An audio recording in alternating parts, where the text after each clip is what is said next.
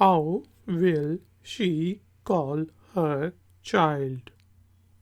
English में इस question का क्या मीनिंग होता है और इसके जवाब में हम इंग्लिश में क्या कह सकते हैं, देखते हैं आज के आई फैक्शनर के लर्निंग वीडियो ट्यूटोरियल में।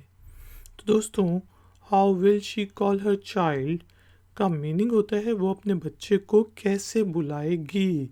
हाउ विल शी, वो कैसे करेगी, क्या करेगी, कॉल, बुलाना, हर चाइल्ड, अपने बच्चे को, वो अपने बच्चे को कैसे बुलाएगी।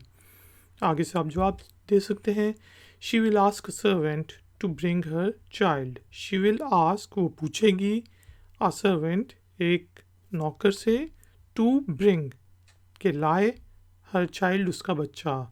She will ask her servant to bring her child, वो नौकर को कहेगी कि बच्चे को ले आओ, या वो नौकर से पूछेगी कि बच्चे को ले आओ। दोस्तों, वीडियो पसंद आई है तो लाइक का बटन ज़रूर प्रेस करें, वीडियो को शेयर करें और चैनल पे नए हैं तो चैनल की सपोर्ट के लिए और नई नई नोटिफिकेशंस के लिए चैनल को सब्सक्राइब कर लें। मिलते हैं नेक्स्ट वीडियो ट्यूटोरियल में।